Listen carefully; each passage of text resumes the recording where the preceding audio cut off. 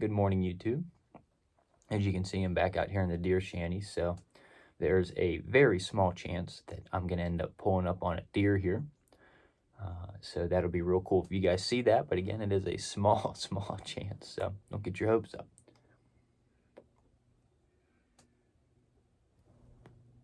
I want to give a little context to why I named the video what I decided to name it.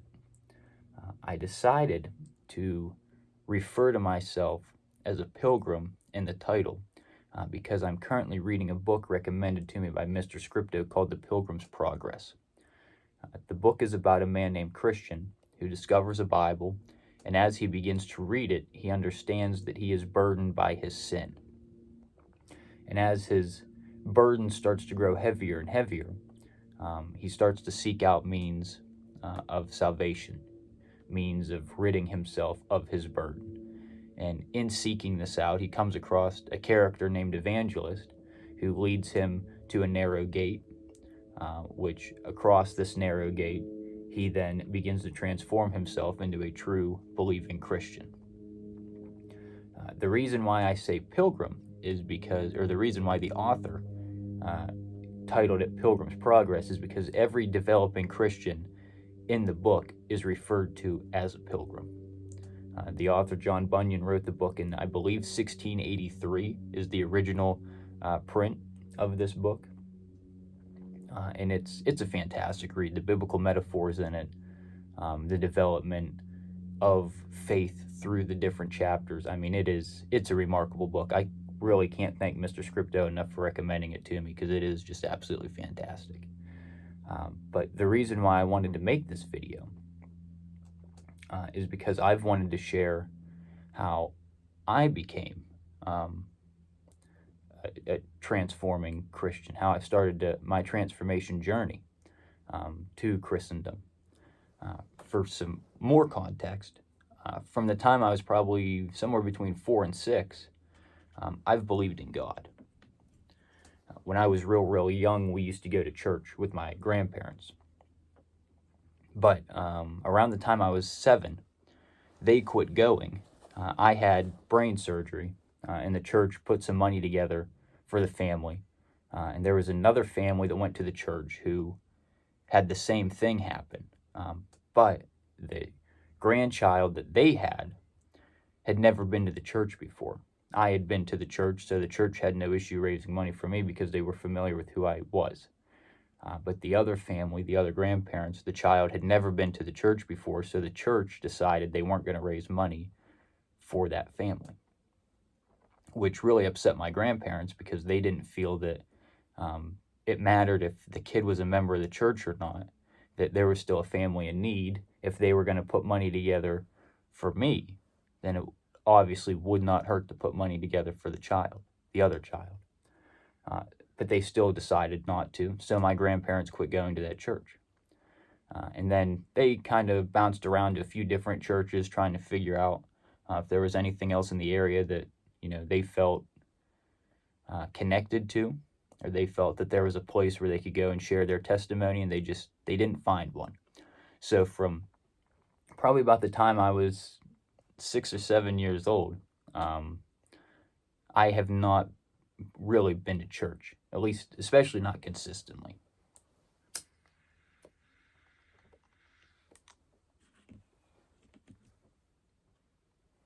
But being young, going to church, going to Sunday school, receiving my first Bible, it was a kid's Bible, but first Bible nonetheless, those couple years impacted me enough to where I did have a belief in God and a belief in Jesus Christ. But from 7 till about 19 years old, so for 12 years,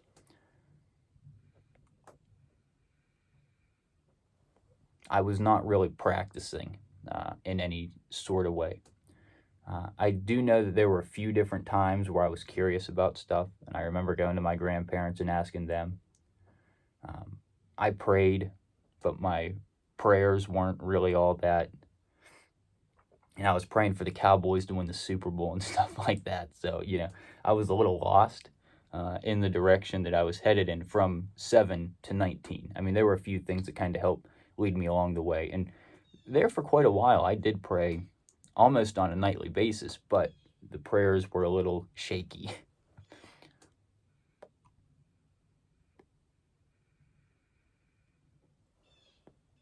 So now let's just jump ahead. 19 years old, I start my transformation journey as a Christian, as a pilgrim, as the title says. There was a situation that came up with the girlfriend that I had at the time. She pretty much gave me an ultimatum. She was going to move back down south. She was from South Carolina. Her family was down there. Dad was down there. He was real sick with COVID. They weren't certain he was going to make it. She told me that if she went down to be with him, that she was most likely going to just stay down there because she didn't want to be up here in Pennsylvania. So she told me, she said, you either go with me or you don't. And this had been something that had kind of been playing out for quite a while.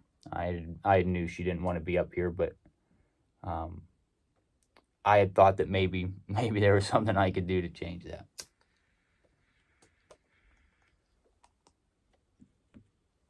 And I knew really in my heart that there was no chance I was going to go to South Carolina, move down to South Carolina. I'll put it that way. There was no chance I was going to move down there and be away from everything I've ever known, everybody I've ever known.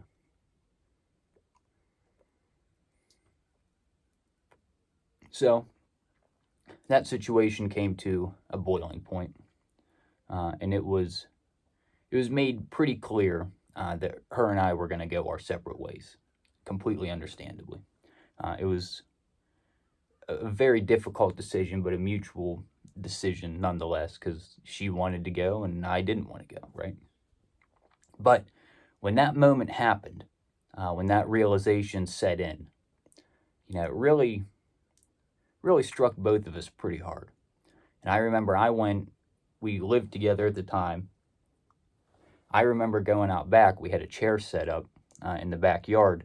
There was a pretty big backyard. We'd play catch with the dogs. We'd throw the ball for them, stuff like that, tug of war, all that stuff. The backyard was the play area for them. And we had a chair out there for that reason, so we could sit down and do it, and. So I went out there, and I sat down in that chair, and I remember crying out to the Lord, asking him why he has completely destroyed my path that I have set out before myself. And while I was doing that, there was a shocking realization that I had that it was the first time that I had ever really considered, and it wasn't even a consideration, it just kind of happened, where I put God above myself. Because before I had always kind of looked at things as, I'm writing my own story here. He's just allowing certain things to happen. Well, now it was completely different. This was the first time where I was like, okay, you're fully in charge of my story. Why are you destroying this, all the effort that I've put in the last year or so?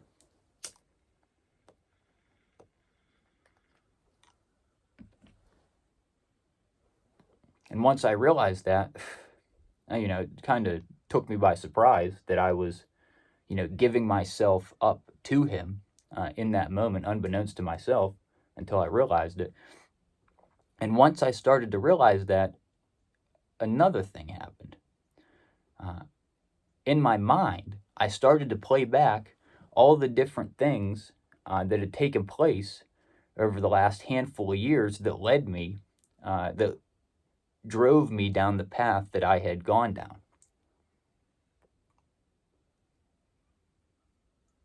And it was almost as if a mirror had been laid before my mind. And I was watching all this stuff take place and happen again, and I was realizing how unrighteous it was. I was realizing how sinful it was, how motivated by evil, stuff like that.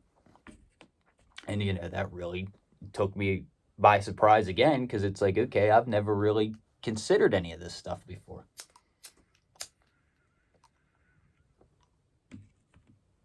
I've never really, at that time, I'd never really looked at anything as worldly and unworldly.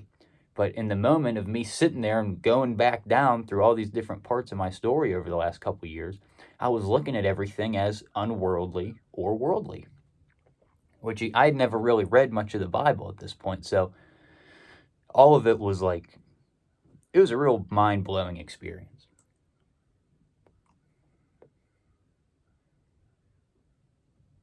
And for it all to be pretty foreign to me, but to still understand what was going on, what I was seeing, what I was feeling, it really opened my eyes. So that moment, I realized that, okay, me and her have to go our separate ways because I've strayed too far from my journey. I need to get back on the right path that God has laid before me, not the path that I have set before myself. So we have to split. And that's what we did. And then I moved in with my grandparents here, maybe, I don't know, a week and a half later.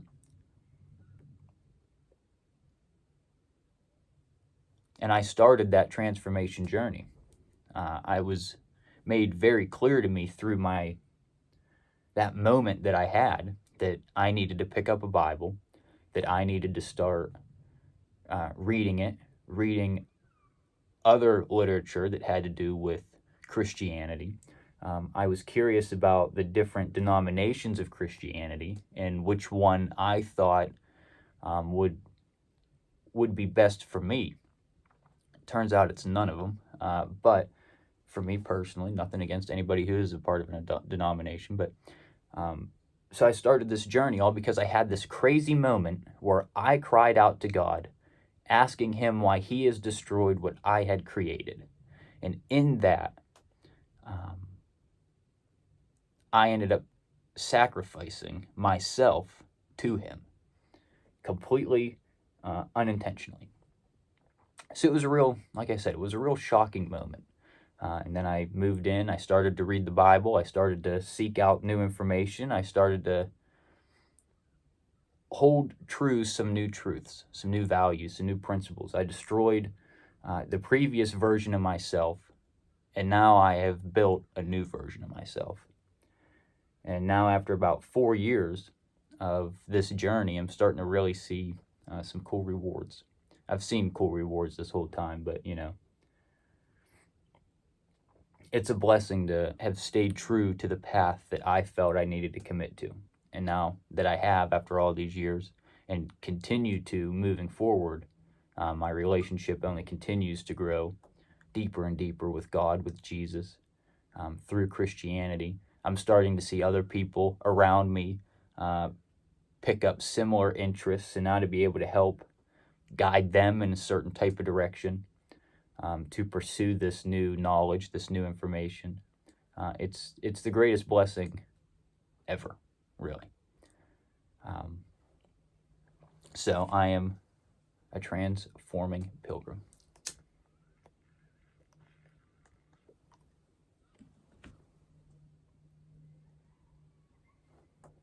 Now, I've never talked to anybody else to where they've shared a similar experience.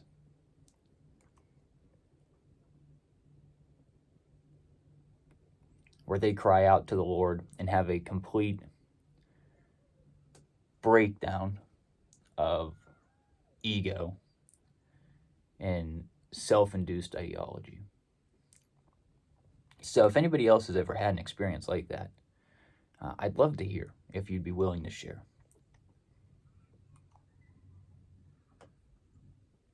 Because when I think of moments that stick out in time for me, that moment has to be at the very top of the list because it has completely reimagined my entire life.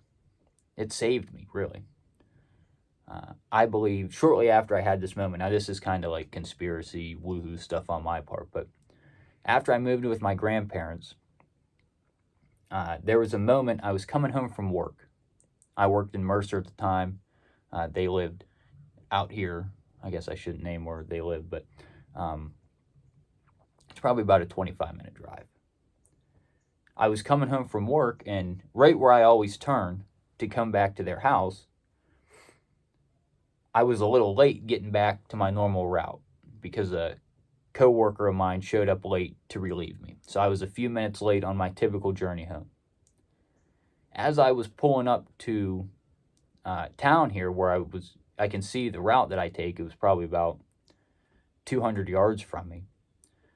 A big flatbed truck came down, and the driver had fallen asleep and swerved into the lane and actually flipped the flatbed over exactly where I would have been parked, waiting to turn, had I been the few minutes or few moments early. Had the coworker been on time, I could have been hit by that truck.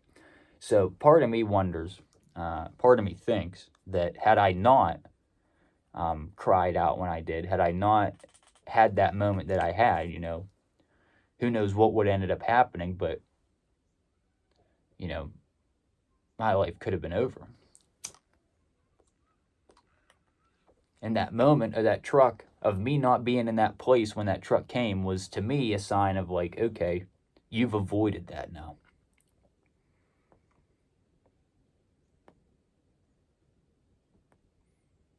But that could just be, like I said, some woohoo stuff on my part.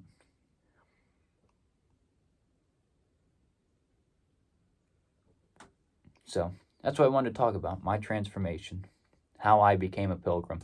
I had that moment where everything, my entire worldview was deconstructed by God, by Jesus in that moment, unbeknownst to myself. And since then, I've been transformed.